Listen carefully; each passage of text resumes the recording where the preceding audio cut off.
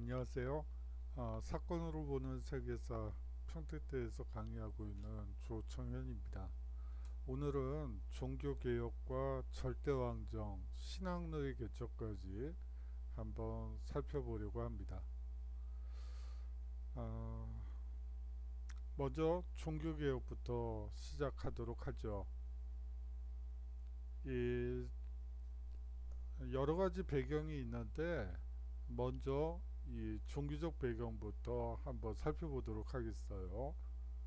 이 가장 이 종교개혁이 일어났던 가장 큰 종교적 배경은 교황권의 쇠퇴와 교회의 타락이 되겠습니다. 인문주의자들은 교회와 성직자의 타락을 비판하면서 교회 개혁을 주장했던 것이죠. 여기에 종교적인 배경 말고도 또 정치 사회적인 배경이 존재하고 있다는 것도 중요합니다. 당시 교황은 정치 개입과 경제적 수탈을 하고 있었어요. 사실은 세속 군주와 거의 같은 역할을 하고 있다고 볼 수가 있겠죠.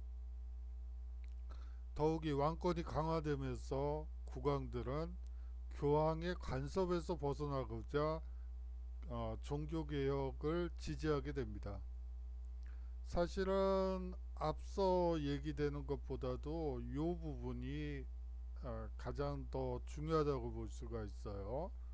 국왕들은 이제 교황의 간섭에서 벗어나고자 종교개혁을 지지하게 되었다는 것, 이게 어떻게 보면 종교개혁에서 가장 중요한 부분이라고 볼 수가 있습니다. 자, 루터의 종교개혁부터 살펴보도록 하겠습니다. 루터 종교개혁의 배경은 사실상 독일은 정치적으로 분열되어 있었죠. 뭐 300여 개, 저번 시간에도 말씀드렸지만 300개가 넘는 소영방 국가로 분열되어 있었습니다. 이러한 분열은 분열 때문에 교황의 착취가 매우 심각했던 것이죠. 이 교황 레오 10세는 성 베드로 성당 증축 비용 마련을 위해서 면죄부를 판매하게 됩니다. 루터는 95개조 반박문을 1517년에 발표하게 되죠. 이 발표라는 말은 뭐 약간 좀 와전된 거고요. 사실은 대자보를 대학교 정문에 대자보 형식으로 붙였던 거예요. 이 교회와 교황을 정면 비판한 내용이 이 95개조 반박문의 내용입니다. 인간의 구원은 오직 신앙과 신의 은총에 의해 이루어지며 성서만이 신앙의 유일한 근거라고 주장하게 되죠. 한번 95개조 반박문을 한번 살펴보도록 하겠어요. 뭐 95개를 다 할 수는 없고요. 가장 대표적인 것 6조를 한번 보도록 하겠습니다.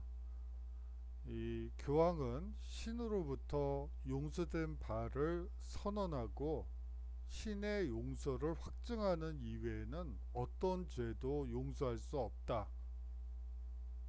제 27조의 내용을 한번 보겠습니다. 그들은 헌금 상자에 던진 동전 소리에 죽은 자의 영혼이 연옥에서 튀어나온다고 설교한다. 제63조는 진실로 회개한 그리스도교도는 면죄부가 없어도 징벌이나 죄에서 완전히 해방된다. 제86조에는 이런 내용도 있습니다. 오늘날 최고의 부자보다 더 부유한 교황은 어째서 자신의 돈이 아닌 가난한 신자의 돈에 의지하여 성당을 개축하려 하는가? 이러한 그 대자보를 95개 조항을 에게 걸쳐서 가톨릭의 잘못된 여러 교리나 혹은 교황의 잘못된 행태를 비판하고 있습니다.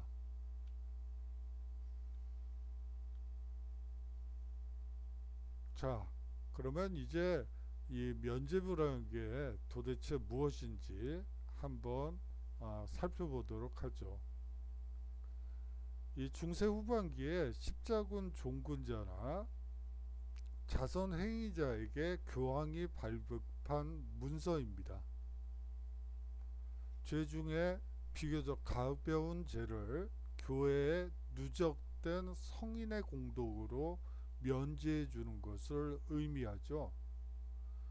단 고행을 비롯해서 교회가 정한 일정한 속죄 행위를 수반해야 없어지는, 죄가 없어지는 것이 면죄부입니다. 중세 말부터 이러한 면죄부는 남용되기 시작했죠. 교황의 재정적 필요를 보충하는 방편으로 이용되었던 것입니다. 15세기에는 효능도 확대되어 연옥으로부터의 구제까지 포함하고 있죠.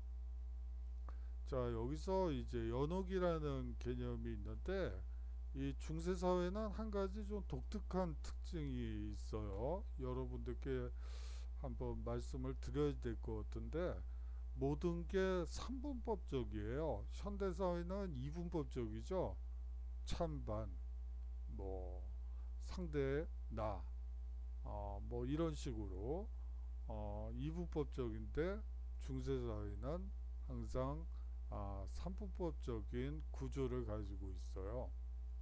그래서 신분도 1신분, 2신분, 3신분, 귀족, 성직자, 평민, 마찬가지로 지옥, 천당, 연옥, 뭐 이런 식의 3분법적인 사고 구조를 가지고 있다는 것이 중세의 아주 독특한 특징 중에 하나이기 때문에 굳이 시간을 들여서 말씀을 드려봤습니다. 이분법적인 사회는 상당히 불안하고 뭔가 좀 받아들여지기 어려운 구조로 중세 사람들은 생각한 것으로 보입니다. 이 면죄부 판매는 종교개혁의 발단이죠. 이 교황 레오 10세가 성 베드로 성당의 증축 비용을 마련하기 위하여 발급을 합니다. 여기에서 이제 세일즈맨도 등장해요. 제가 뭐 세일즈맨이라고 말씀을 드렸는데요.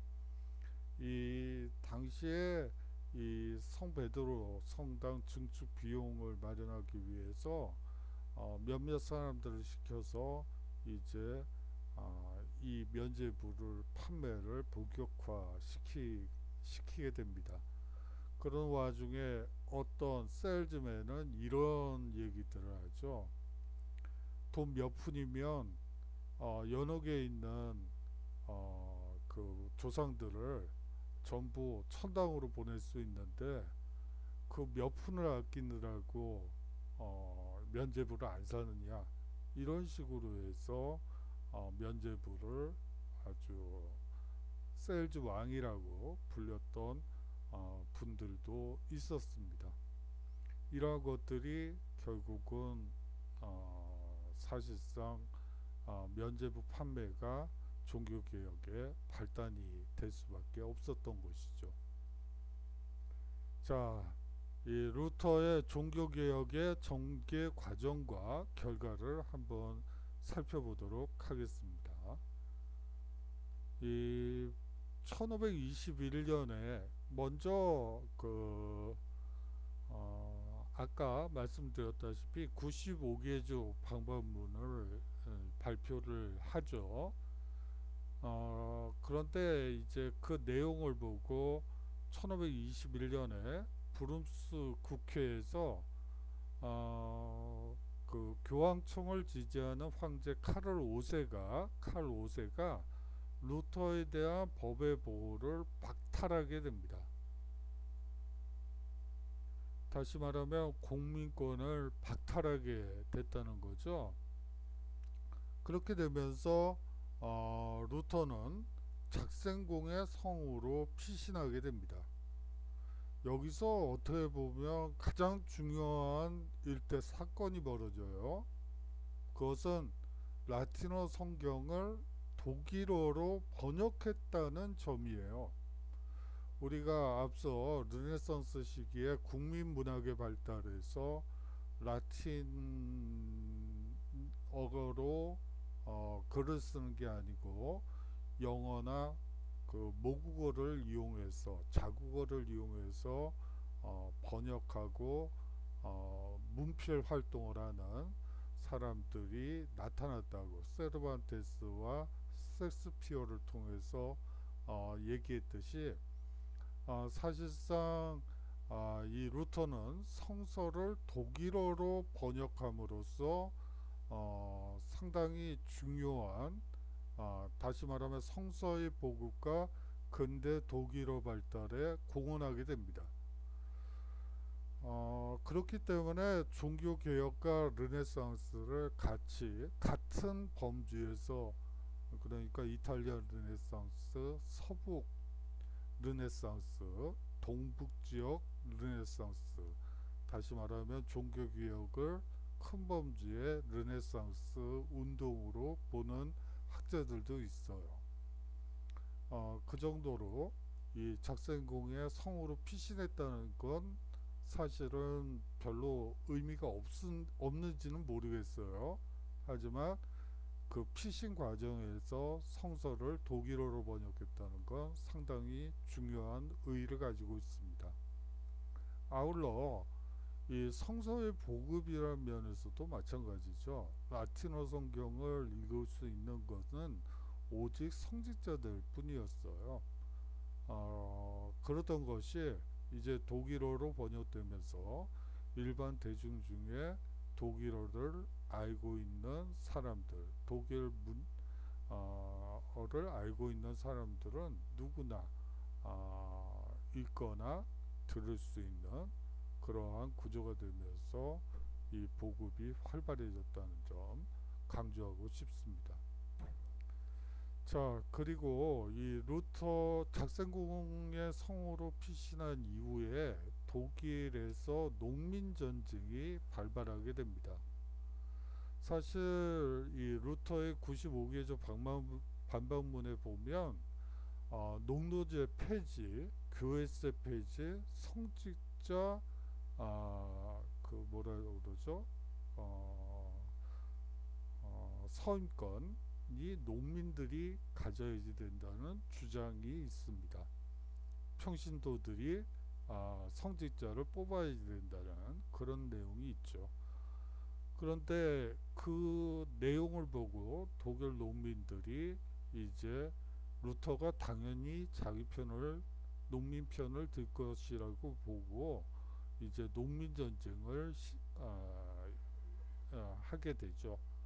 그런데 이 루터는 봉건 제후를 지지하면서 농민을 비판하게 돼요.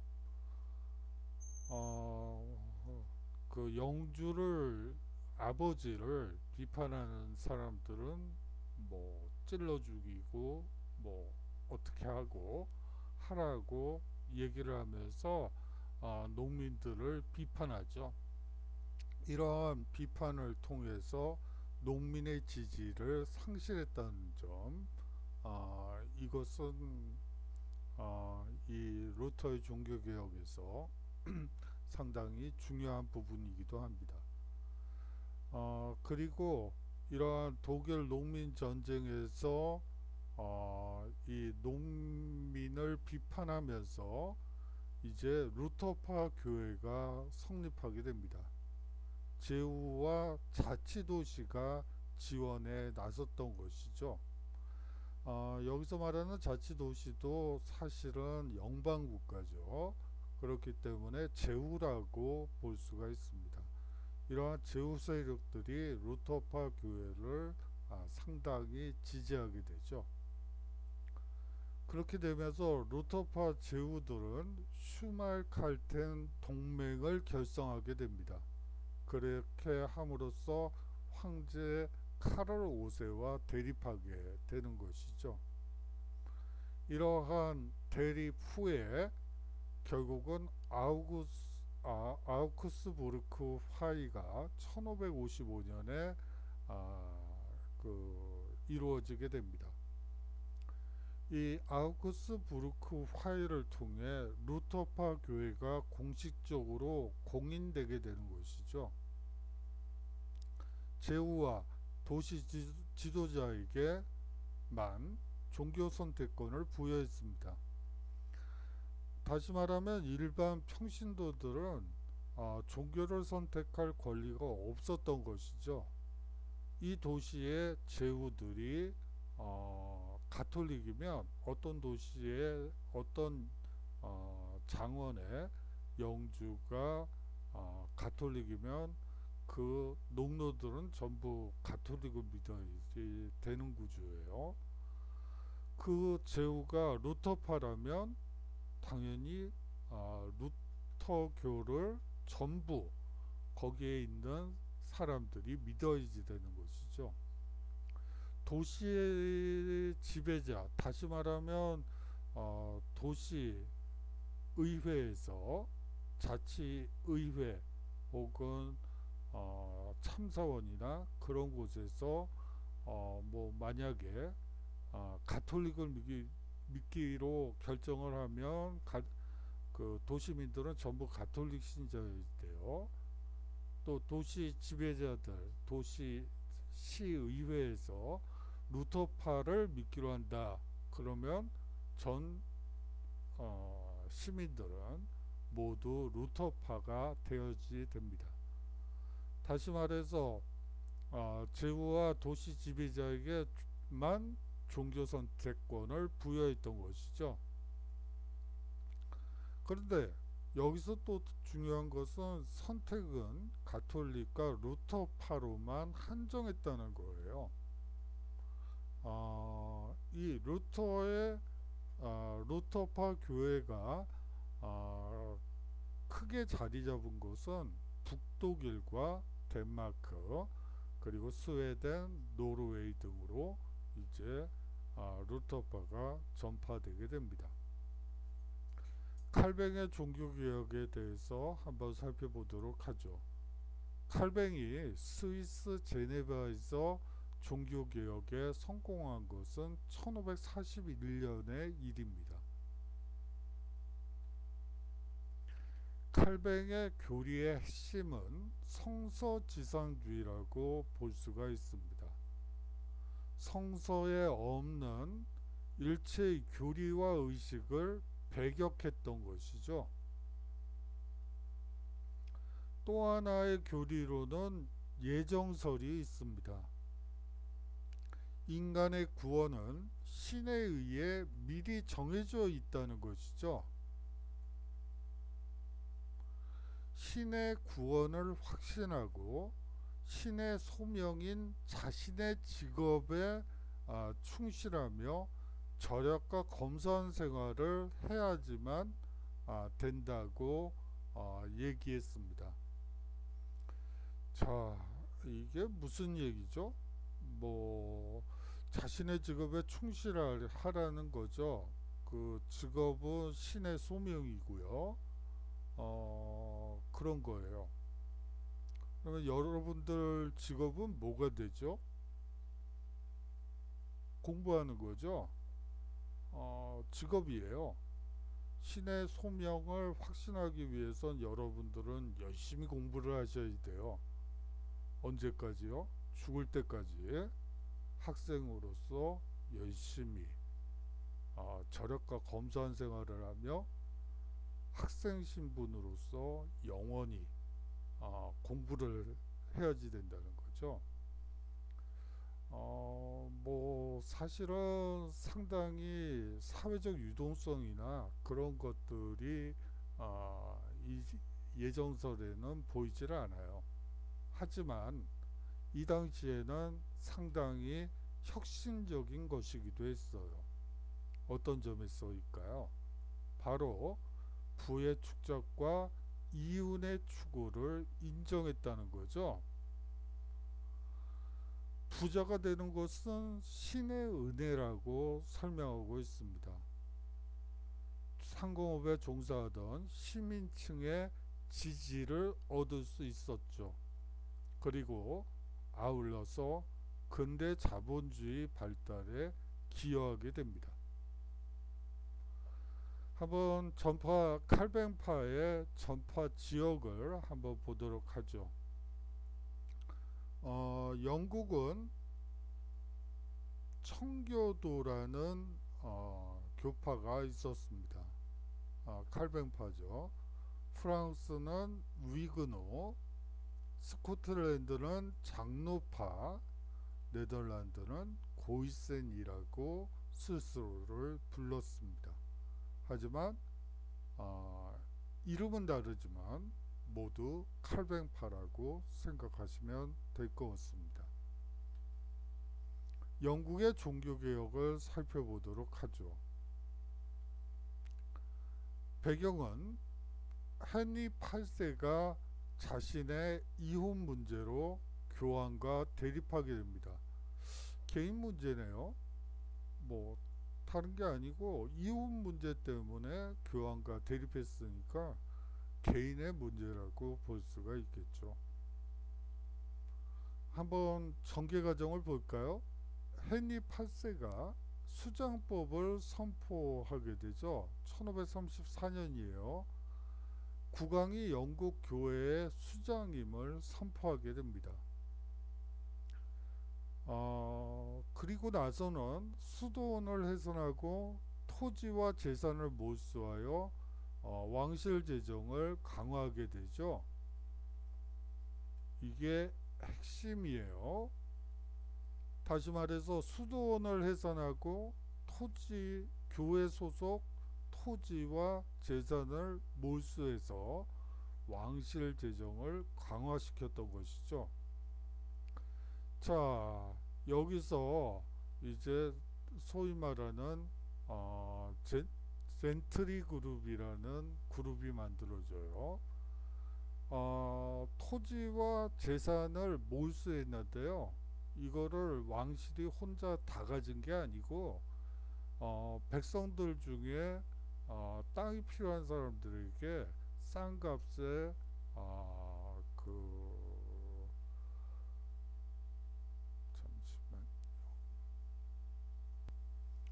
싼 값에 불화를 해주게 되죠. 이렇게 되면서 소위 말하는 소규모 자작농이 증대되는 효과가 있고요. 이게 국왕이 사실은 싼 값에 불화를 한 것이었기 때문에 국왕에 대한 충성도가 상당히 강해요. 다시 자신의 권력을 그런 식으로 싼 값에 토지를 부배해 줌으로써 왕실에 대한 충성도를 높였던 것이죠. 자, 그리고 나서 엘리자베스 1세가 통일법을 발표하게 됩니다. 1559년의 일이고요. 이렇게 되면서 영국 국교회가 확립되게 되죠.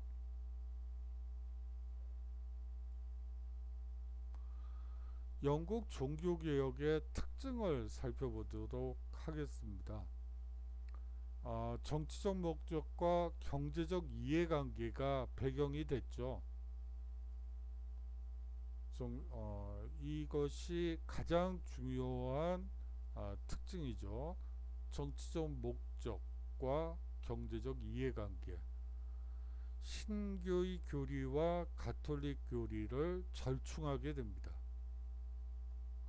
가톨릭 교리를 비판하면서 영국 종교 개혁이 이루어진 것이 아니었기 때문에 신교의 교리와 가톨릭 교리를 절충할 수 있었던 것이죠. 마지막으로 이러한 절충주의는 청교도의 불만을 야기하게 됩니다. 그래서 후일 영국 혁명 시간에 조금 있다가 한 다다음 주 정도에 영국 혁명 들어갔을 때 이 청교도 혁명을 이제 배우게 될 거예요. 그 원인이 되는 것이 바로 영국의 종교개혁의 그 불씨가 있었다고 여러분들이 생각하시면 됩니다.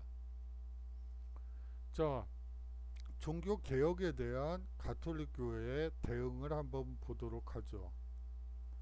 트리엔트 공의회가 1545년부터 1536년까지 거의 18년 동안 걸쳐서 회의가 공의회가 열리게 됩니다. 이 교황의 권위와 교리를 이 공의회에서 재확인하게 되고요.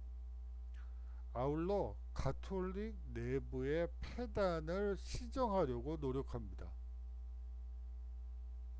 또한 가톨릭 교회의 정통성을 재확인하게 되죠.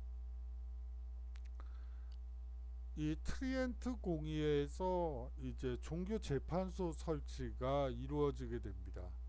금서 목록이 작성이 되고요. 마지막으로 신교의 확산 방지를 천명하게 됩니다. 근데 이제 여기에서부터 이제 문제가 되는 것은 종교재판소가 설치되고 금서 목록이 작성되었다는 거예요. 이 종교재판소와 관련해서 우리가 흔히 얘기하는 것 중에 이제 마녀사냥이라는 것이 있죠. 뭐 그 얘기를 하기 시작하면 또 한도 끝도 없어요. 하지만 왜 마녀사냥이 이루어졌을까요? 여러 다양한 의견들이 들리네요. 그렇죠. 예, 맞습니다. 죄송합니다. 드디어 환청이 들리기 시작하네요. 혼자서 계속 강의를 하다 보니까 뭐 반응도 없고 뭐 그러다 보니까 제가 이제 환청이 들리나 보네요. 그래요. 이 마녀사냥은 마녀가 사람들에게 혹은 사회에 영향을 미친다고 확신했기 때문이에요. 사람들이 뭐 마녀 아니라 뭐가 무슨 말을 하던 나하고는 상관없어. 이렇게 생각하면 뭐 마녀 아니라 마녀 할머니가 하더라도 그게 종교재판소가 열리고 화형이 이루어지고 이렇게 될 리가 없죠. 사람들이 마녀는 사람의 불행과 행운을 마법을 통해서 줄 수 있다. 이러한 믿음이 있었기 때문에 가능한 일이었죠.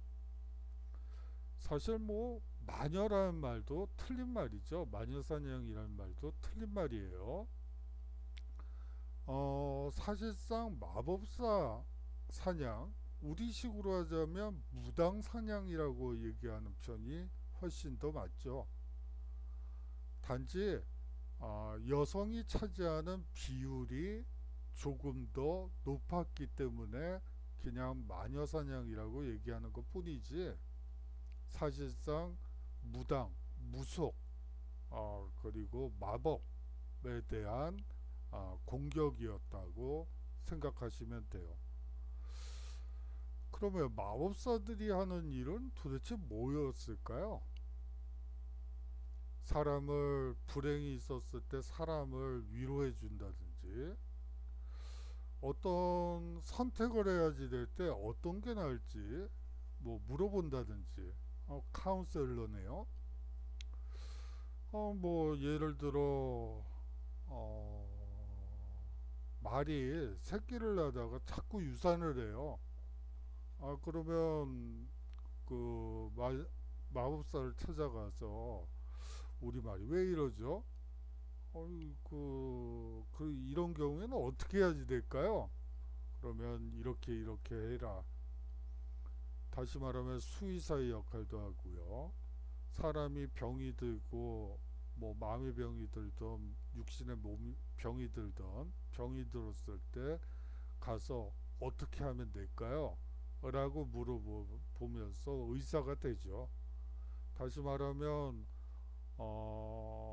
소위 말하는 전문직에 해당하는 역할을 했던 것이 마녀라고 마법사라고 생각하시면 될 것 같아요.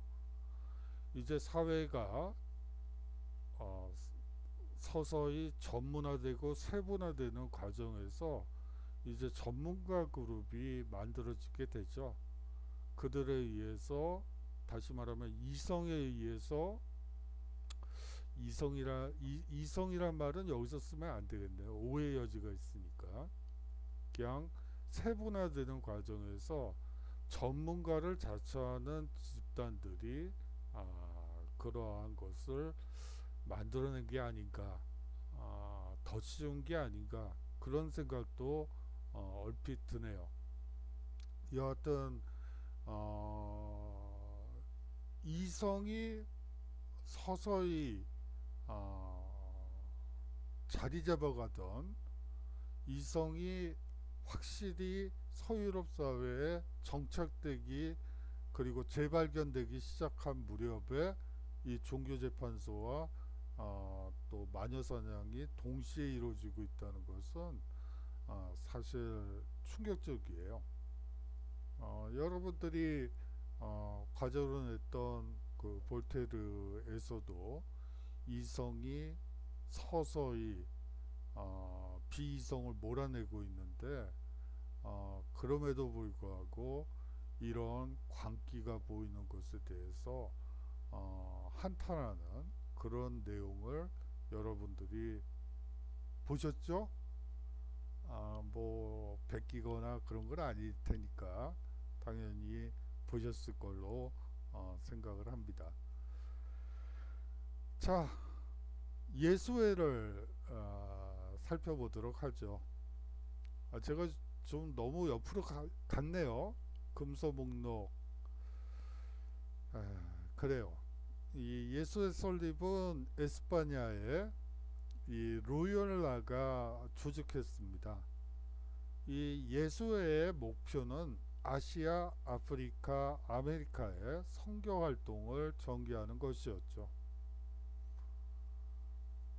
자, 종교 전쟁에 대해서 살펴보도록 하겠습니다.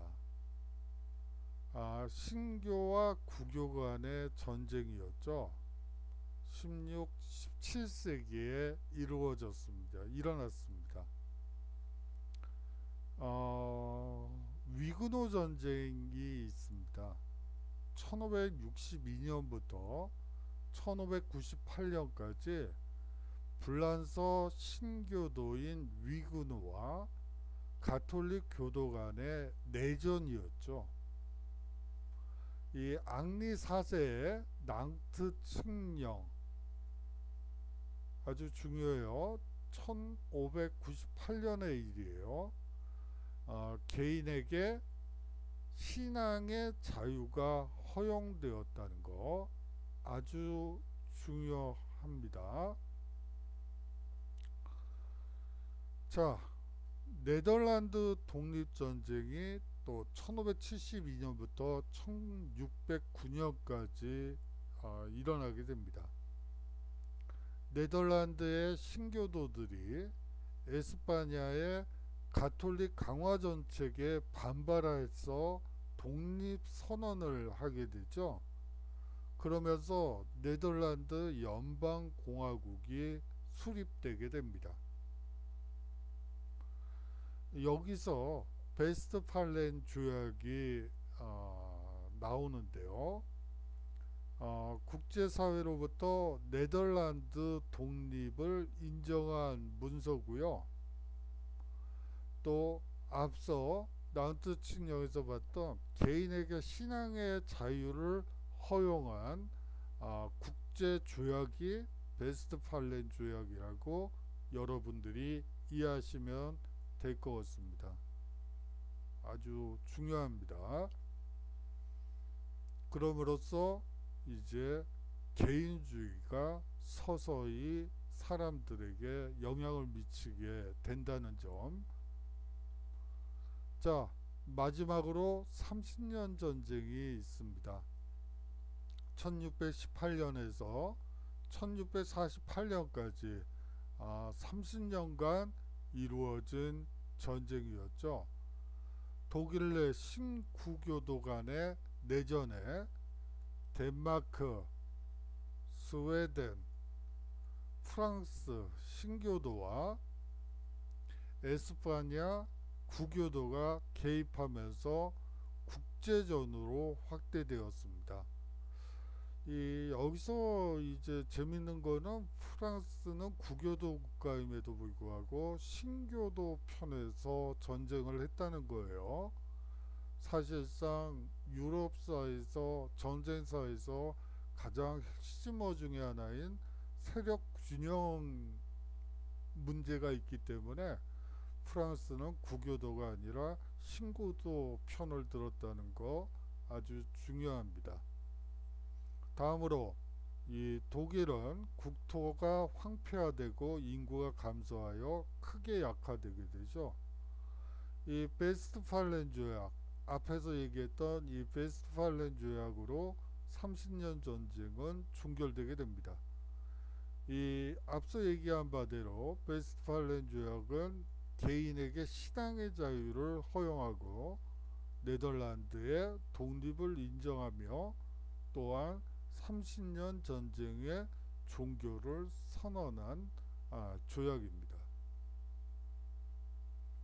종교개혁의 역사적 의의를 살펴보도록 하죠. 중세 크리스트교 세계의 통일을 파괴했다는 점입니다. 이제 크리스트교 교회 세계를 분열시키는 현상이 일어나기도 하죠. 뭐 같은 말이죠. 로마 제국의 보편적 이념을 계승한 중세 가톨릭 교회의 보편적 이념이 파괴되었고 이념상으로도 사라지게 됩니다. 종교는 세속에 대한 지배력이나 통제의 힘을 상실한 채 점차 개인의 영혼의 문제로 국한되어 갑니다.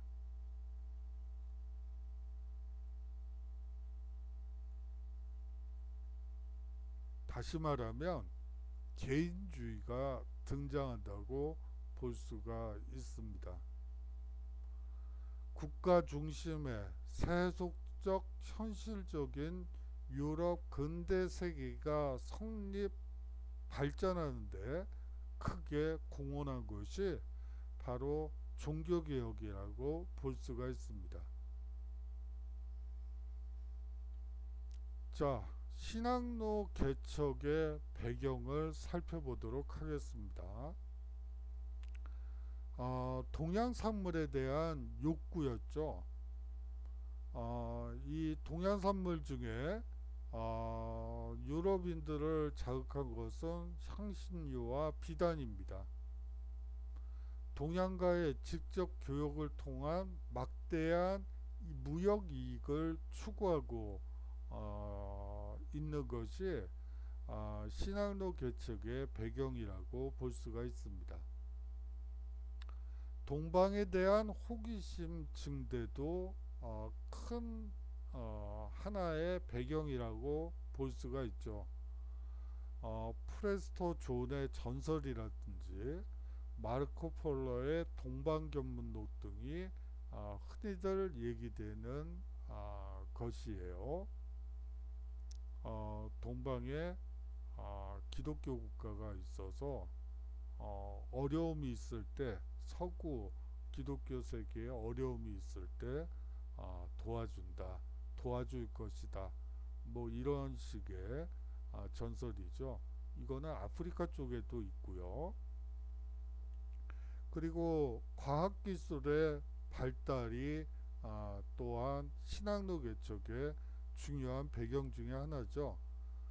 이 대양 항해가 가능한 지구구형설, 나침반, 조선술, 항해술 등이 나타나게 됩니다. 여기서 핵심은 대양 항해죠. 새로운 항로를 통해 국부를 증진하기 위해 에스파냐와 포르투갈은 적극 후원자 역할을 하게 됩니다. 자, 에스파냐와 포르투갈이 신항로 개척에 뛰어든 이유를 보다 더 구체적으로 살펴보도록 하죠. 이들 에스파냐와 포르투갈은 대서양 연안에 위치해 있죠. 그렇기 때문에 사실상 지중해 무역에서 소외되었다고 볼 수가 있어요.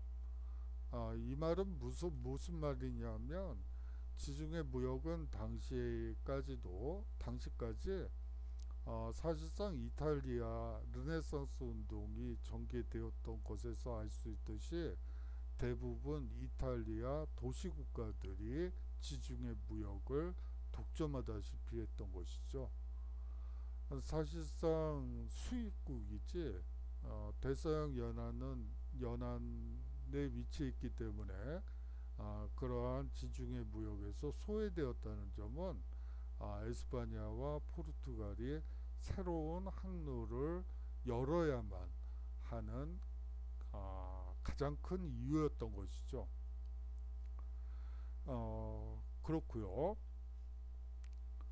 아울러서 재정복 운동을 전개하는 과정에서 가장 먼저 중앙집권적 통일국가를 형성했다는 거 아주 중요합니다.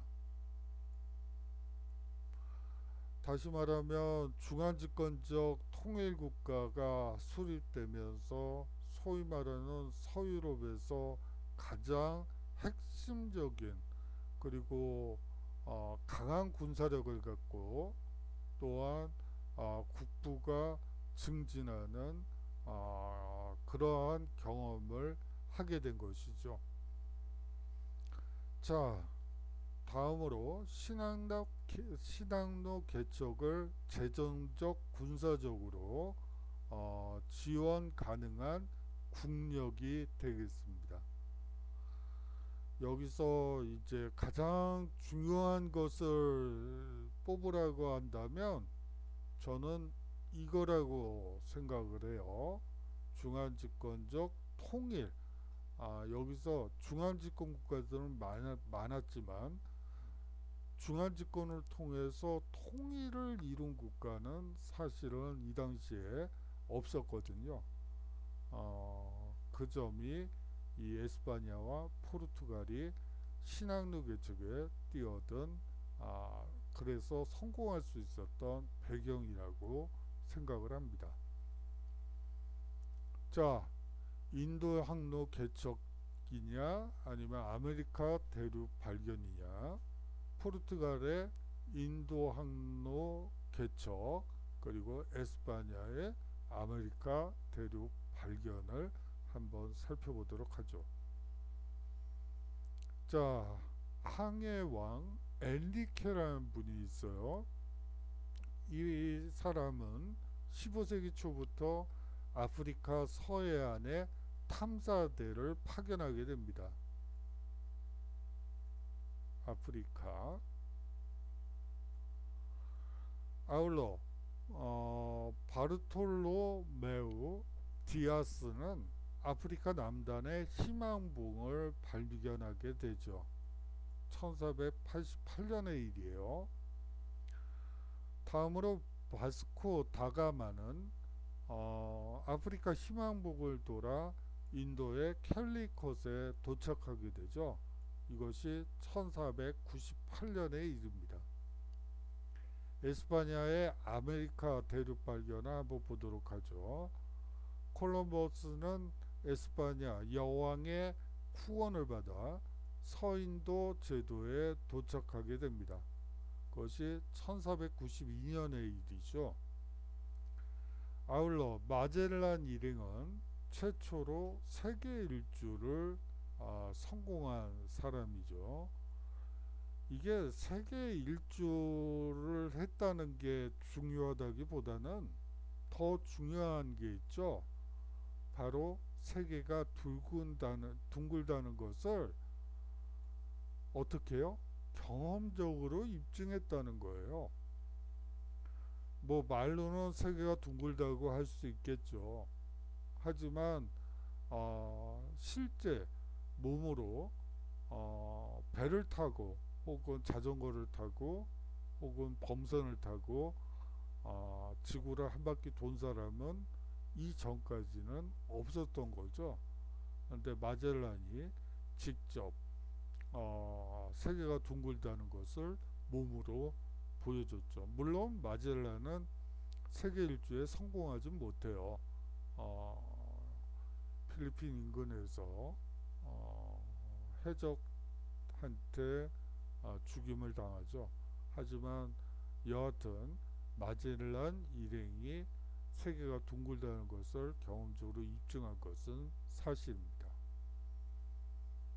자, 식민지 지배 방식을 살펴보도록 하죠. 에스파냐의 이 아메리카 대륙 침략을 먼저 보셔야 될 것 같아요. 이 코르테스는 아스테카 제국을 정복하게 됩니다. 피사로는 잉카 제국을 정복하게 되죠. 정복이에요. 자, 다음으로 에스파냐의 식민지 지배 방식을 한번 보죠. 엔코미엔다, 이거는 소위 말하는 영주 농노제도를 얘기하는 거예요. 장원제도를 통해 대농장을 건설하게 됩니다. 원주민 노동력을 착취해서 대규모 노동력이 필요한 사탕수수와 담배 재배를 하게 되죠. 다음으로 광산 개발을 합니다. 막대한 양의 금과 은을 에스파냐로 운송해 가게 되죠. 유럽인의 사륙은 아주 가혹했고요. 또한 가혹한 착취로 인한 아메리카 원주민 인구의 급격한 감소가 있었습니다. 뿐만이 아니에요. 유럽에서 전해진 천연두와 홍역 등의 전염병이 또한 이 원주민 인구 감소에 큰 이유가 됩니다. 이 병이 세계사의 역사에 미치는 영향이 상당히 커요. 그런데 이 대부분의 병은 인도나 중국에서 시작을 해요. 좀 뭐 우한 코로나도 사실상 예외가 아니더라고요.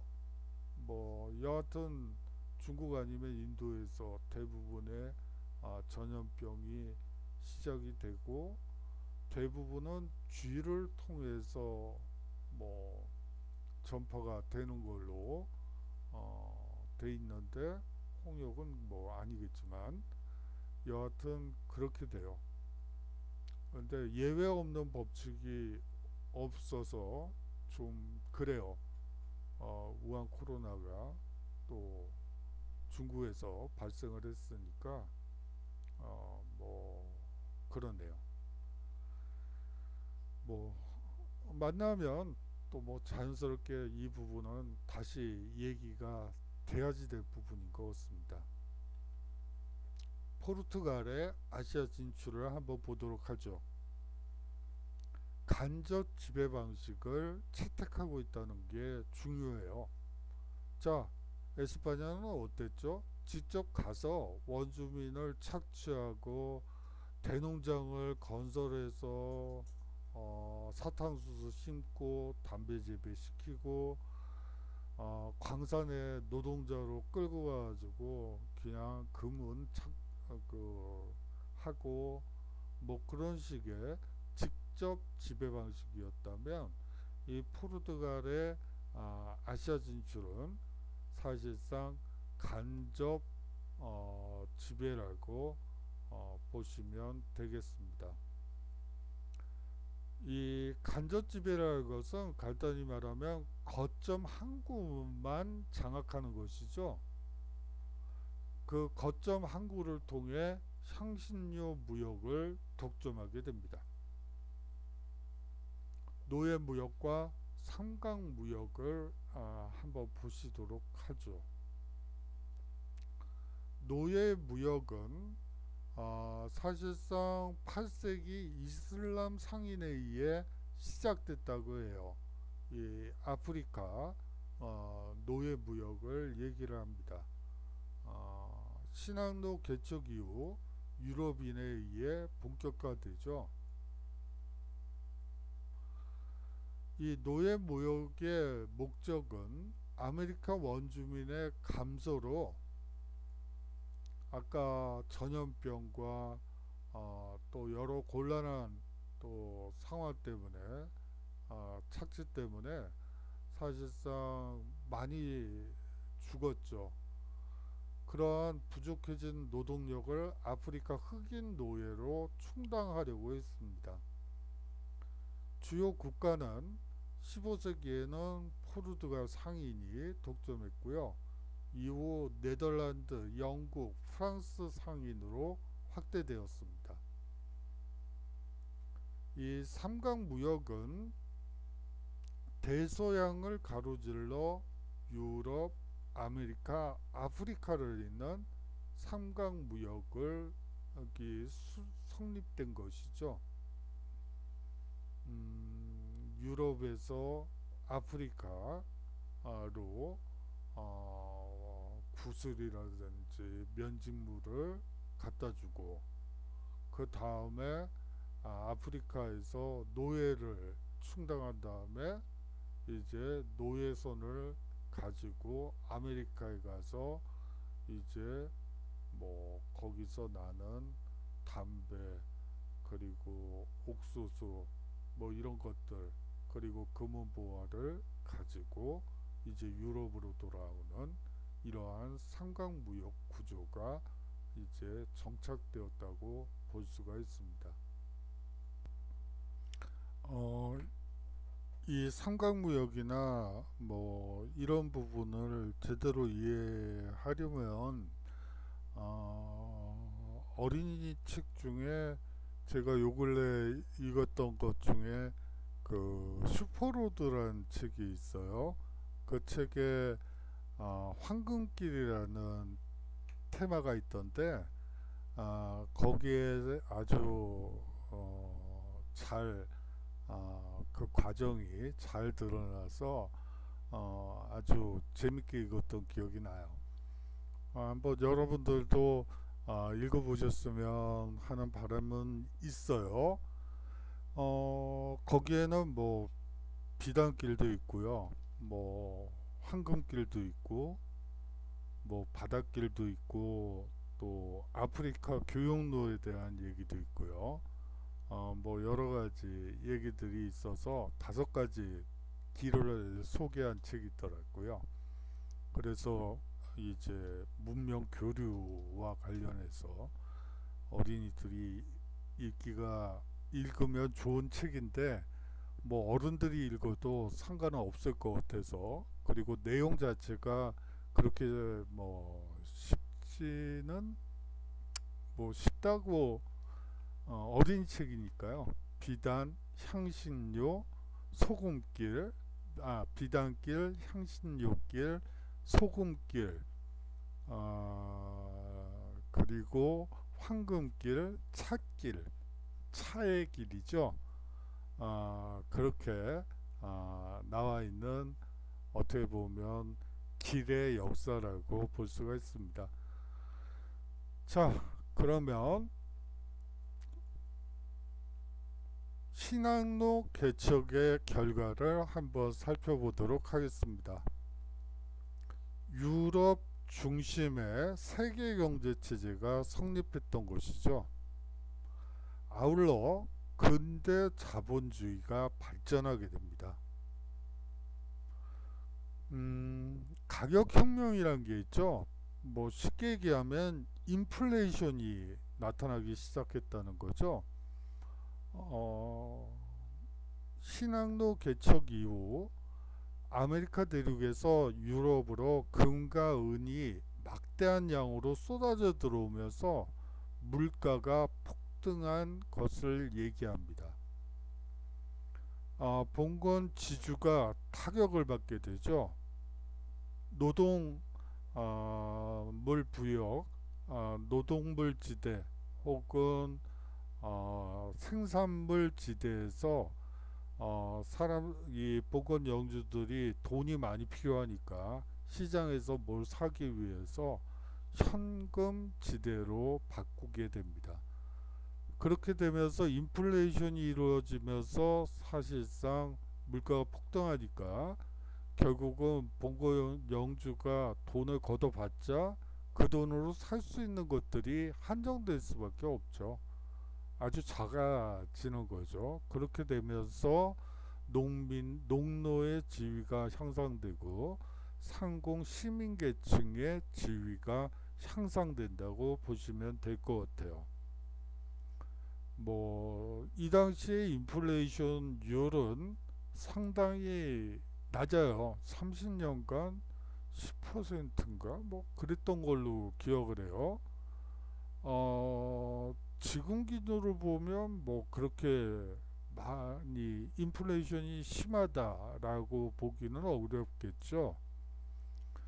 그렇지만 그 이전에 장원 경제에서 거의 정체된 상태에 있던 거의 물가가 고정되다시피 한 상황에서 아메리카 대륙에서 유럽으로 엄청난 금운이 쏟아지면서 나타난 인플레이션은 당시 사람들로서는 이해하기가 어려웠을 것으로 생각이 들어요. 마치 우한 코로나 때문에 세계 경제가 타격을 받은 것 같은 그런 충격을 경험했을 것으로 짐작을 합니다. 아울러 상업혁명도 이루어지게 되죠. 광대한 해외 시장이 등장하게 됩니다. 아울러 근대적 기업인 주식회사라든지 금융제도가 성립이 되죠. 은행 등이 성립이 됩니다. 근대적 기업 형태인 주식회사가 나타나기도 하고요. 이 근대 자본주의 발달을 자극하게 됩니다. 16세기 이후 교역의 변화와 유럽 경제의 비약적 발전을 우리는 상업혁명이라고 얘기를 하죠. 단 여기서 말하는 주식회사는 우리가 생각하는 주식회사와는 다소 다르다는 점은 말씀드려야지 될 것 같아요. 이 당시의 주식회사는 국영기업체예요. 대부분이. 사실상 국가 주도 성장을 하게 되는 시점이기도 하죠. 항상 자본주의가 발달하기 위해서는 어떤 중앙집권적인 국가가 필요한 것 같습니다. 그 국가에서 만든 주식회사라고 생각하면 국영기업체, 지금의 개념으로 보자면 국영기업체라고 보시면 될 것 같아요. 주식회사이기 때문에 주식시장에 상장이 되죠. 근데 이제 국왕이 전부 국영기업체다 보니까 국왕이 이제 현금이 필요해요. 어디 전쟁에 가서 혹은 어느 식민지를 확보하기 위해서 군선을 만들고 그래, 돈이 많이 필요하죠. 돈이 많이 필요한데 돈이 없어요. 국회를 소집해서 세금을 좀 올리려고 해도 이게 쉽지가 않아요. 그런 경우엔 어떻게 했을까요? 바로 국영기업체의 주식회사를 이용하게 되는 것이죠. 예를 들어 인도 동인도 회사 인근에서 다이아몬드가 발견되었다. 그러면 주가가 막 뛰죠. 엄청난 주가가 엄청나게 뛰게 돼요. 그러면 아니면 영국령이었던 뭐 어떤 애리조나주에 석유가 그 당시에 석유는 별 의미가 없겠구나. 금이 발견됐다. 그러면 그냥 주식이 천정부지로 치솟게 되죠. 그때 이제 돈을 모으는 거죠. 그 다음에 이제 그게 거짓말이라는 게 드러나요. 그러면 한참 주식이 빠지겠죠. 그때 이제 국왕이 다시 주식을 또 모으는 거예요. 이런 식으로 해서 사실상 절대왕정의 수립과 주식회사의 국영 기업체 성립은 사실상 많은 제국을 가지고 현대 자본주의로 발전하게 되는 것이죠. 자, 신항로 개척의 결과 세계적 교역망이 형성되게 됩니다. 아프리카, 유라시아 교역망에 아메리카 지역이 통합된 것이죠. 유럽이 주도하는 세계적 교역망이 형성됐다고 보시면 됩니다.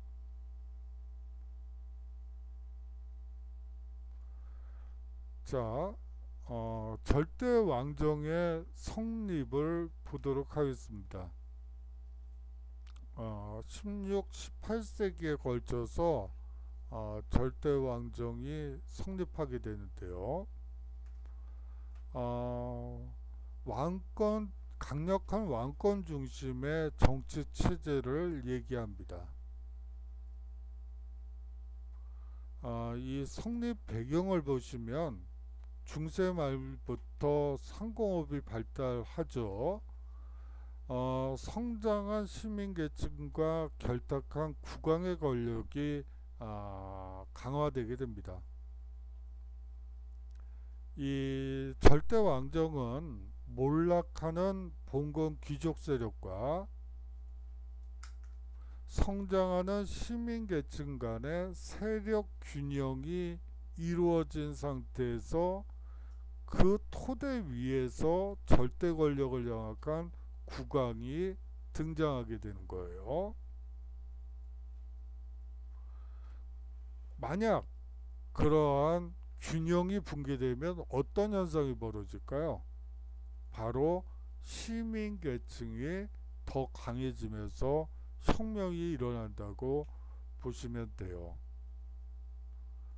자, 여기 한번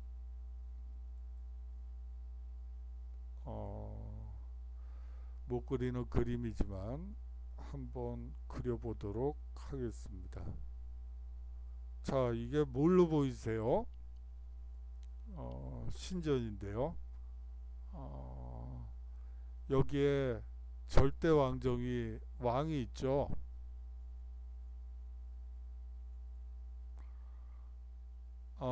이게 귀족이에요. 귀족과 성직자 그룹이라고 보시면 돼요. 여기에 시민 계급이 있죠. 물론 여기에 상비군과 관료제가 있긴 하지만 이건 사실 별 의미가 없다고 보고 이 두 개의 기둥이 있어요. 만약에 이 기둥이 시민 계급의 기둥이 왕권을 누르고 더 위로 올라간다고 치죠. 그러면 이 신전은 사실상 붕괴된다고 밖에 설명이 안 되죠. 신전이 붕괴되는 것이 결국은 혁명이 아닐까 하는 생각이 듭니다. 자, 절대왕정의 특징과 성격을 살펴보도록 하죠. 사실상 절대왕정은 정치적인 의미에서는 중앙집권 체제입니다. 이 중앙집권 체제를 떠받치는 것이 바로 관료제와 상비군이에요. 여기서 관료제는요, 지금의 관료제와는 그 성격이 달라요. 사실상 요새 공무원이 되려면 어때요? 시험을 봐야 되죠. 근데 여기에 관료들 중에 시험 본 사람이 아무도 없어요. 무시험으로 되죠. 그러면 이게 무슨 얘기죠? 관료제인데 무시험 관료제다. 그러면 뭘 기준으로 해서 관료를 뽑았을까요? 뭘 것 같으세요? 여러 의원들이 드니지만 그래요. 돈이에요.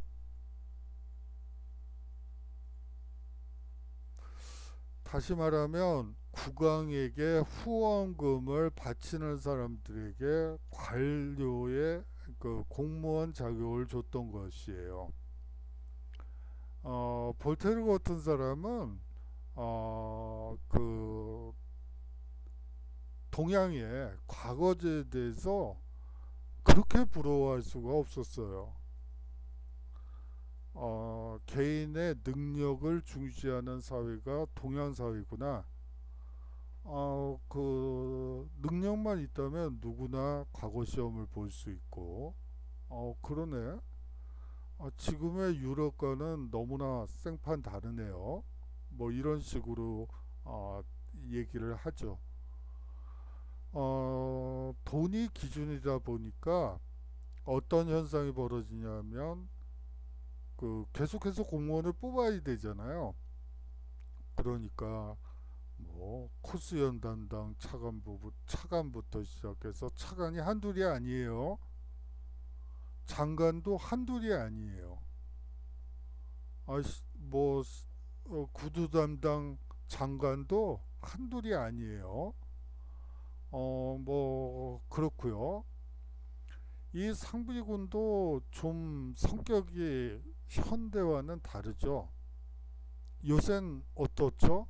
물론 직업군인인 뭐 미군들은 직업군인이긴 하지만 뭐 대한민국 국군은 사실상 누구나 국민이라면 반드시 가야지 되는 곳이잖아요.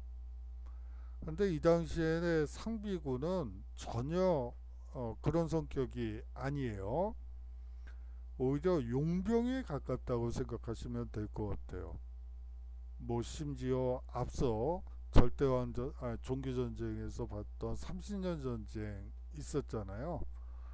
거기는 완전히 용병들의 상비군 전쟁이기도 하지만 용변 전쟁이기도 했어요. 자, 상대편에서 자고 일어났더니 용병들에게 급료를 일당을 한 이전보다 100원을 올려주는 거예요. 그러면 우르르 그쪽으로 가는 거예요. 그 다음날 상대편에서 또 100원을 인상해요. 100원 가지고는 안 되겠구나. 같으니까 200원을 인상을 해요. 그러면 또 그쪽으로 쭉 가는 거예요. 다시 말하면 지금 현대사회의 총력전 뭐 그런 것과는 달라도 너무 다르다라는 점을 꼭 강조드리고 싶어요. 하지만 당시 기준으로 봤을 때 이전에 그 소규모 영주 국가들에 비하면 뭐 여하튼 뭐 돈이 기준이 됐던 뭐가 됐던 관료제도 있고 상비군이 있다, 이거는 당시 기준으로는 상당히 중요했다. 이렇게 이해하시면 될 것 같습니다. 경제적으로는요, 중상주의를 채택하게 됩니다. 절대왕정을 재정적으로 뒷받침한 시민계층을 위한 정책이죠. 글쎄요, 이거는 뭐 반쯤 맞다고 생각하시면 돼요. 중상주의를 채택한 이유는 물론 시민계층을 위한 것도 있지만 어떻게 보면 이 관료제와 상비군을 유지하는 데 필요한 재원을 확보하려는 것이 훨씬 더 강했죠. 이 두 가지를 다 기억하시면 될 것 같습니다. 절대 왕정의 사상적 기반은 왕권 신수설이에요. 왕권의 절대성을 사상적으로 뒷받침한 것이라고 생각하시면 됩니다. 절대왕정의 성격을 살펴보죠. 사실상 중세 봉건사회에서 근대 국민국가로 이행하는 과도기에 나타난 정치 형태라고 보시면 될 것 같아요. 봉건적 특권과 신분제, 봉건적 지대 증수 등의 봉건적 잔재가 여전히 유지되고 있죠. 그러니까 근대 자본주의적인 요소와 중세 봉건제적인 요소가 상당히 혼재된 양상을 보인다는 점 여러분들이 기억하시면 돼요. 이 부분은 특히 중요합니다. 자, 중상주의를 한번 보시도록 하죠. 절대 왕정이 국가의 부를 증대하기 위해 경제활동 전반에 걸쳐 간섭과 통제를 하는 시스템이라고 보시면 돼요. 조금 더 후에는 국내 산업을 보호하고 육성하고자 했던 경제정책이기도 하죠. 중상주의의 목적은 절대왕정 유지에 필요한 재정 수입을 증대하기 위해 실시했습니다. 아까 말씀드렸던 관료제와 상비군이죠. 자, 이것도 단계가 있죠. 중상주의 초기 단계에서는 뭐 1단계, 2단계, 3단계라고 하지 말고 그냥 초기 단계, 중간 단계, 다음 단계, 마지막 단계 이렇게 얘기를 하는 게 나을 것 같네요. 초기 단계에서는 중금주의로 화폐로 사용하는 금을 부의 원천으로 보아 해외로부터의 금의 유입 증대를 국가 정책으로 삼게 됩니다. 다음 단계에서는 무역 차액주의가 등장하게 되죠. 보호관세를 설치하고요. 수입을 억제하고 수출을 장려하여 무역의 차액으로 국부의 축적을 도모하는 것입니다. 무역 차익주의, 보호관세, 수입 억제, 수출 장려. 자, 3단계는요. 산업보호주의라고 보시면 돼요. 마지막 단계는 국내 산업을 육성하고 외국의 기술을 도입하며 식민지를 획득하여 본국 위주로 경영하는 것을 이 산업보호주의라고 여러분들이 보시면 될 것 같습니다. 이러한 중상주의의 결과 상공업에 종사하는 시민계층이 성장하게 되죠. 유럽 경제가 비약적으로 발전하고 대자본이 형성되게 됩니다. 이 보시에의 이 왕권 신수설을 한번 볼까요? 여러분들이 한번 읽어보시고 왕권 신수설이라는 게 이런 느낌이구나 라고 생각하시면 될 것 같아요. 이 에스파냐의 절대왕정을 살펴보도록 하겠습니다. 이 재정복 운동을 통해 중앙집권적 통일국가가 형성됐습니다. 여기서 핵심어는 중앙집권적 통일국가예요.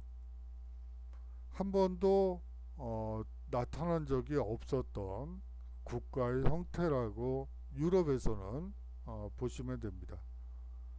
신항로 개척 이후 거대한 식민지 제국을 건설하게 되죠. 아메리카 식민지에서 막대한 양의 금, 은이 유입됩니다. 유럽에서 그 돈을, 금, 은을 이용해서 유럽에서 가장 먼저 절대왕정을 확립하게 되죠. 이 에스파냐의 전성기는 펠리페 2세 때죠. 1556년부터 1598년까지 재위 기간이에요. 신대륙과 지중해를 포함한 거대한 식민지 제국을 건설하게 됩니다. 다시 말하면 신대륙과 지중해를 포함한 네덜란드도 이 시기 에스파냐 땅이었죠. 아울러 레판토 해전을 통해서 오스만 제국을 격퇴하게 되고요. 지중해 해상권마저 장악하게 됩니다. 그래서 무적함대라는 별명을 얻게 되죠. 이러던 에스파냐도 쇠퇴할 수밖에 없었죠. 이 가톨릭 강요 정책으로 네덜란드가 독립하게 됩니다. 사실 이 당시 네덜란드는 상당히 중요한 국가였죠. 소위 말하는 플랑드르 지역이라고 여러분들이 생각하시면 돼요. 이 플랑드르 지역이 에스파냐의 땅에서 이제 네덜란드 독립국가가 형성되면서 네덜란드는 이제 포르투갈이 차지했던 동아시아 국가들의 거점 항구들을 장악하면서 급성장하게 됩니다. 뭐 그거는 다다음 시간 정도에 한번 살펴보도록 하고요. 국내 산업을 육성하지 못해 경제가 쇠퇴하게 되죠. 국내 산업 육성에 실패하게 돼요. 뭐 국내 산업을 육성할 필요도 없었죠. 어차피 신대륙으로부터 막대한 양의 금과 은이 쏟아져 들어오는데 이 당시에 그 국내 산업을 육성할 필요성을 별로 에스파냐는 느끼지 않고 있었던 것이죠. 자, 영국의 절대 왕정을 한번 살펴보도록 하겠습니다. 헨리 7세 때 장미 전쟁을 수습하고 투더 왕조가 수립되게 됩니다. 아까 살펴본 바대로 헨리 8세 때는 수장법을 반포함으로써 종교개혁을 단행하게 되죠. 영국 절대왕정의 기틀을 마련했다고 볼 수가 있습니다. 아까도 말씀드렸다시피 교회의 땅을 이제 싼 값에 평민들에게 불화해 줌으로써 절대 왕정의 지지 세력으로 그들을 포섭했던 것이죠. 그것은 이제 영국 혁명 기간에도 그 위력이 드러나게 됩니다. 영국 혁명은 뭐 다음 시간에 한번 살펴보도록 하겠습니다.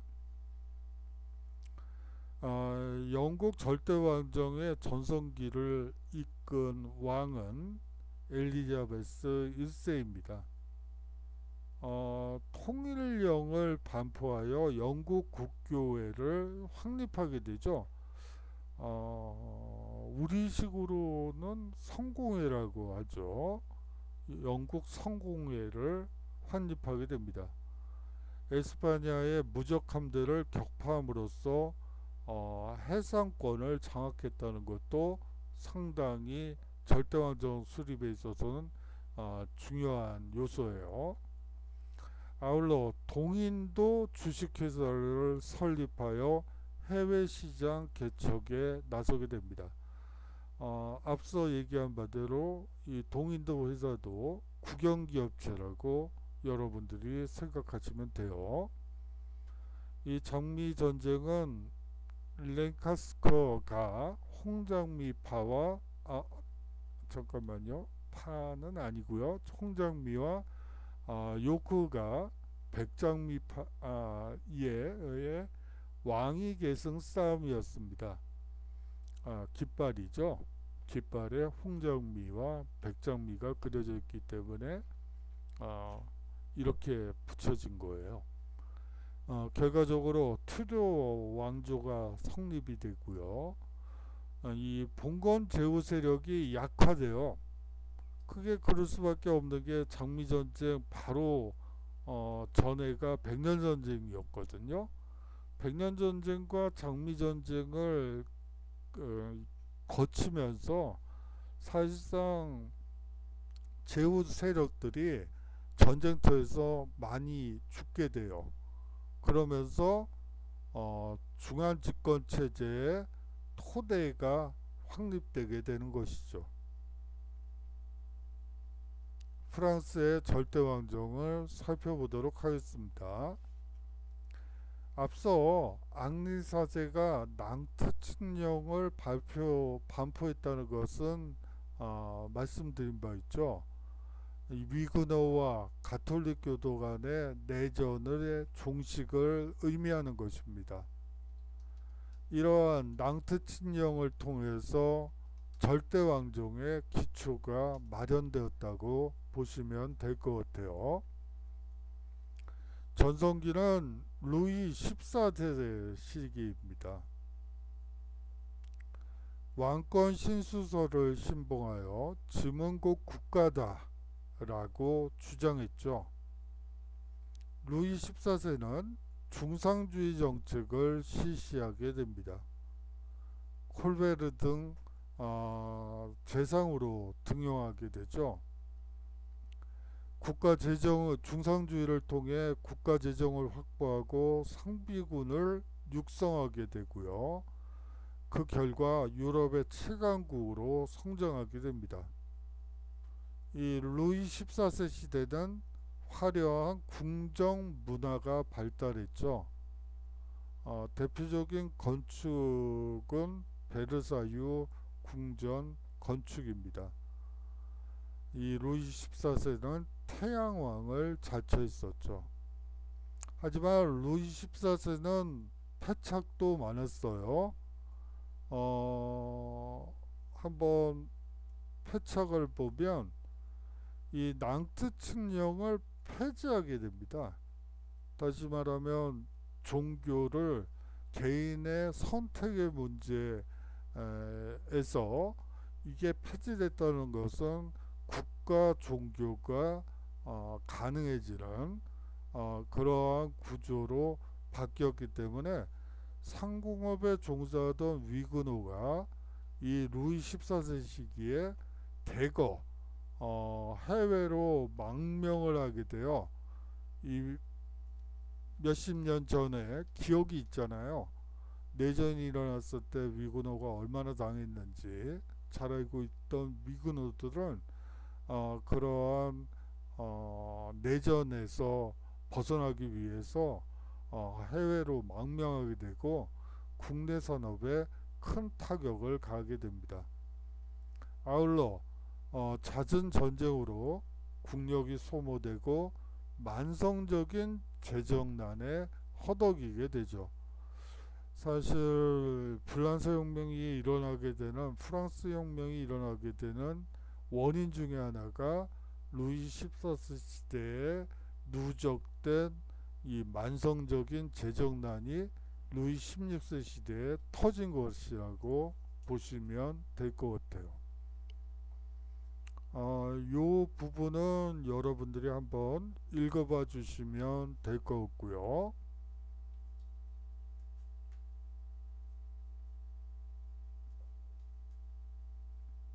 읽어보셨나요?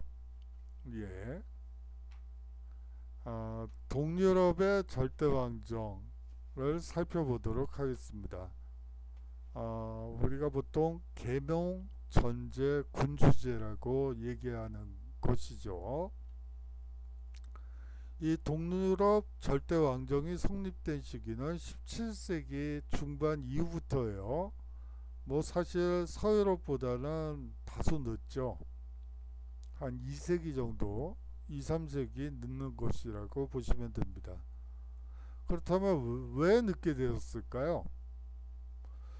사실 도시와 상공업 발전이 늦은 동유럽의 사회 경제 구조 때문이라고 다들 설명하고 있어요. 독일어에 존도백이라는 게 있다고 해요. 뭐 제가 이렇게 쓰는 거죠. 아이고, 뭐 끝도 안도 없겠네요.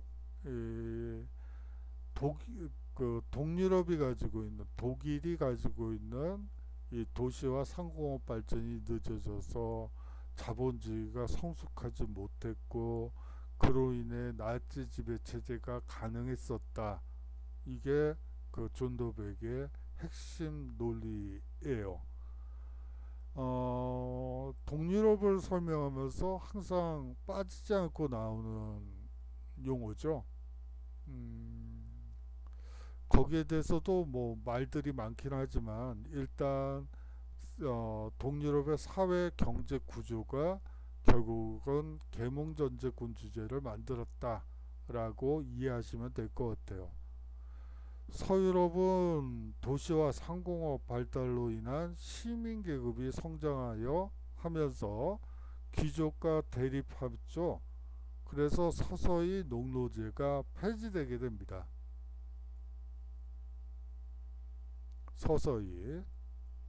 동유럽은 상공업의 발전과 시민계급의 성장이 미약했기 때문에 농노제가 그대로 유지됐고, 이러한 농노제가 그대로 유지되면서 계몽전제군주제가 형성이 됐고, 이런 계몽전제군주제 때문에 히틀러가 등장하게 된다고 설명하는 것이죠. 여하튼 계몽전제군주제의 특징을 한번 보도록 하죠. 국왕이 개혁가로 자처하면서 봉건 귀족들의 지방 통치권을 제한하게 됩니다. 중앙집권적인 통치 체제를 성립시키고 왕권을 강화하게 되죠. 봉건 귀족들의 대토지 소유자로서의 특권을 인정하여 농노제죠. 시민계급의 성장을 억압했다고 얘기를 합니다. 17, 18세기의 계몽주의 시대에 스스로를 계몽군주라 자처하며 계몽사상의 이념에 따라 일정한 근대화 개혁을 시도했던 것이 바로 이 계몽전제군주예요. 프로이센의 프리드리히 2세와 러시아의 에카테리나 2세가 전형적입니다.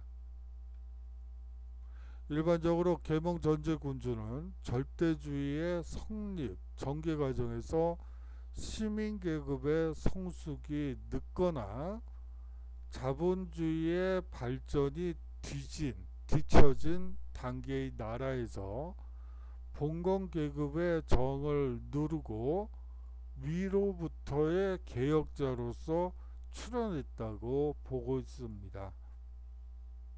계몽군주는 스스로 계몽사성을 배워 농업을 개량하고 근대산업을 육성하면서 교육과 정치 및 경제제도의 개혁을 시도하게 되죠. 본질적으로 절대주의적 전제군주임을 이미 분명해 보입니다. 자, 동유럽의 절대왕정을 살펴보죠. 프로이센을 한번 보도록 하죠. 이 프리드리히 2세가 있습니다. 이 프리드리히 2세는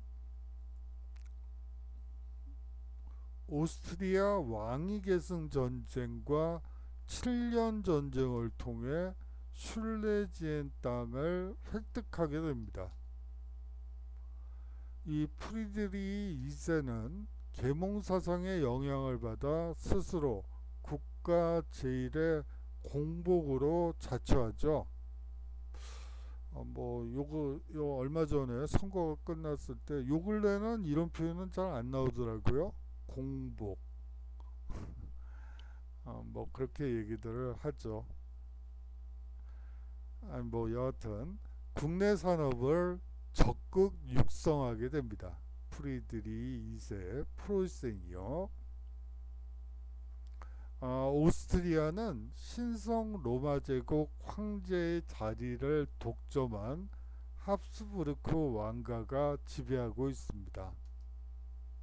요제프 2세가 계몽 전제 군주를 자처하며 내정 개혁을 시도하죠. 누가요? 요제프 2세가요. 하지만 보수층의 반발로 실패하게 됩니다. 자, 러시아의 성장을 보도록 하겠습니다. 뾰트르 대제 시기에 러시아가 강대국으로 성장하게 됩니다. 서유럽 문화를 도입했죠. 그것을 바탕으로 적극적인 서구화 정책을 펼치고 내정 개혁에도 힘을 쏟게 됩니다. 뾰트르 제제가요. 그리고 아울러서 북방 전쟁을 하게 됩니다. 스웨덴과의 전쟁으로 발트의 연안을 획득하게 되죠. 러시아가 바라는 꿈이 있죠. 항상 이 꿈을 위해서 최선을 다했지만 그 꿈을 이룬 적은 거의 없다고 보시면 돼요. 그 꿈이 뭐였죠? 예, 얼지 않는 항구를 얻는 것이었죠. 우리가 보통 부동항이라고 얘기하는 절대 얼지 않는, 이 러시아의 영토가 아무리 넓다 하더라도 대부분은 한 달 이상은 바다가 얼어 있어요. 연근 해상으로. 그러다 보니까 결국은 그렇게 되면 함대가 항구에 결박이 되는 거잖아요. 그렇기 때문에 러시아의 꿈은 어떻게든 얼지 않는, 그렇게 해서 우리나라에도 관심이 많죠. 사실은 러시아는 사실은 이 조선을 차지하기 위해서 부단히 아간파천을 비롯해서 부단히 애를 썼던 이유 중에 하나는 사실은 부동항을 얻으려는 이유였어요. 우리가 항상 경계해야 할 대상이라고 아닙니다. 상트페테르부르크를 건설하고 새로운 수도로 이 상트페테르부르크를 로 천도하게 됩니다. 뾰트르 대제는 시베리아를 개척하게 되죠. 청과 네르친스크 조약을 체결하여 1689년에 이르고요. 국경선을 확정하게 됩니다. 에카테리나 2세는 영토 확장을 이루게 되는데 프로이센, 오스트리아와 함께 삼국이 동맹군을 맺어서 폴란드를 분할 점령하게 됩니다. 내정 개혁에도 힘쓰죠. 뭐 예를 들어서 관료제를 강화한다든지 군주권 강화를 위한 법전을 편찬한다든지. 하지만 농노제를 강화시키죠. 자, 이제 절대왕정 시기의 왕조전쟁을 살펴보도록 하겠어요. 먼저 특징부터 봐야지 되겠죠. 절대왕정 시기 왕조전쟁의 특징 중에 하나는 이 국민적인 이해관계보단 왕조의 이해관계가 앞선다는 점이에요. 아울러서 유럽 국제정치의 틀이라고 할 수 있는 세력 균형의 원리가 적용되고 있다는 점이죠. 영국은 세력 균형의 작용에 중요한 역할을 수행합니다. 아울러서 식민지 쟁탈전과 연결되어서 영국 대 프랑스 간에 영국이 어디를 편을 든다 그러면 그 반대편은 반드시 불란서가 프랑스가 서 있게 되죠.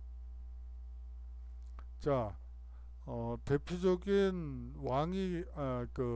왕조전쟁, 절대왕정 시기 왕조전쟁을 보자면 사실은 에스파냐 왕위 계승 전쟁이 대표적인 것 같아요.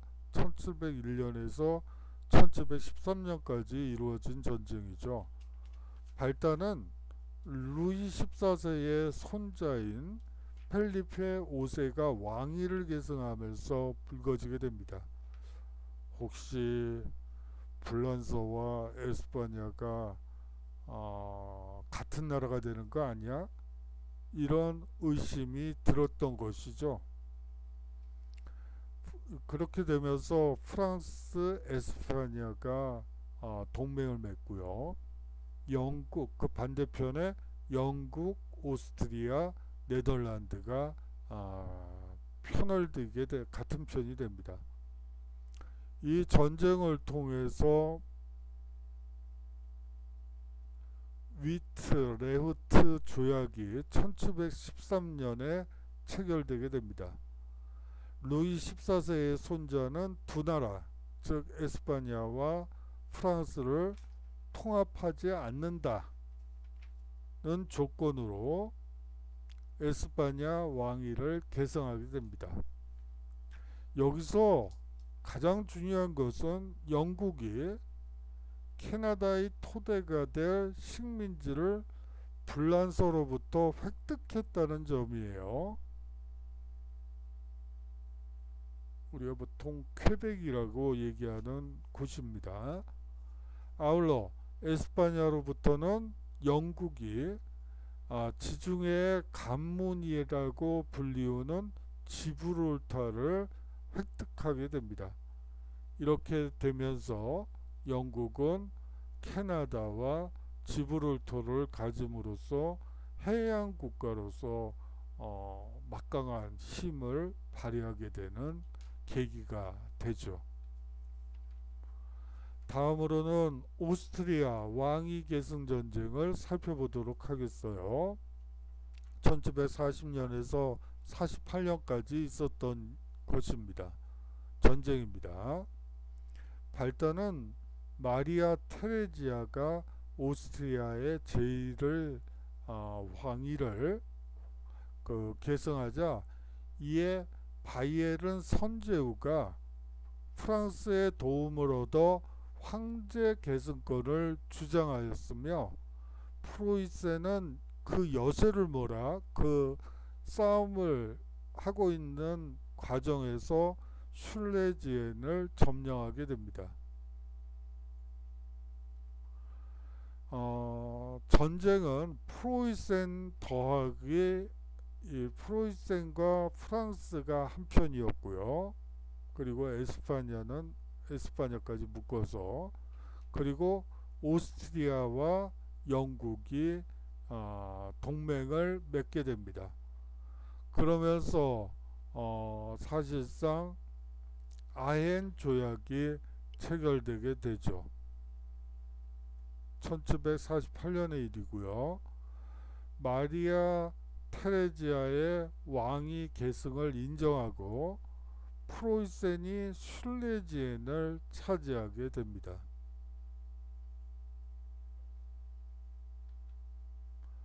다음으로는 7년 전쟁을 보도록 하죠. 발단은 마리아 테레지아의 프로이센에 대한 복수전이라고 보시면 될 것 같아요. 자, 어때요? 이 슐레지엔 땅을 뺏기게 됐잖아요. 이 오스트리아 왕위 계승 전쟁에서 오스트리아 땅이었던 이 슐레지엔을 프로이센에 뺏기게 돼요. 거기에 대한 보복이었다고, 복수전이었다고 보시면 돼요. 자, 오스트리아, 그리고 프랑스, 러시아가 한 동맹을 이루고요. 프로이센과 요번에는 영국이 한편이 됩니다. 결과 파리 조약이 체결되죠. 1763년의 일이고요. 프로이센의 슐레지엔 영유권을 확인하게 되고요. 영국과 프랑스의 식민지 쟁탈전에서 영국의 최종 승리를 확인하게 됩니다. 영국은 이제 캐나다와 미시시피강 동쪽에 영토를 할양받고요. 인도에서 우위권을 확립하게 됩니다.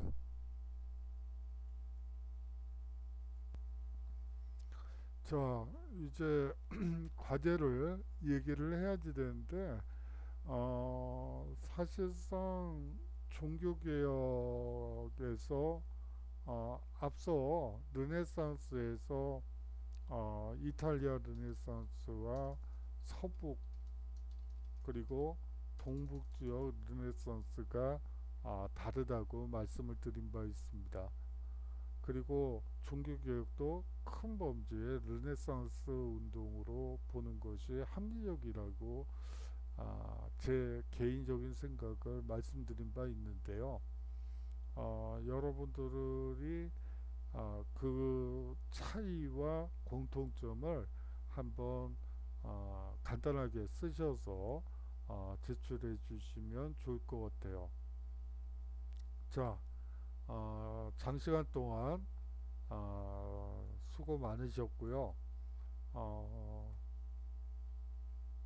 그리고 다음 강의에서 다시 건강한 모습으로 만나 뵙기를 바랍니다. 자, 그러면 안녕히 계십시오.